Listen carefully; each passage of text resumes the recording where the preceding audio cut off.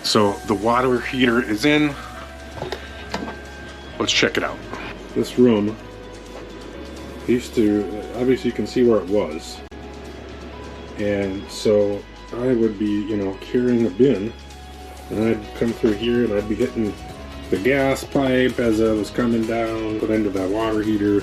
Well, that died last week, and I replaced it with this bad boy. So we now have a power vent.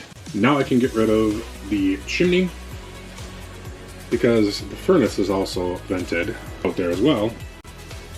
And yeah, it was kind of a pain. I had to go to the hardware store a few times, but we're in. Upgraded. We got 10 more gallons of hot water. You betcha.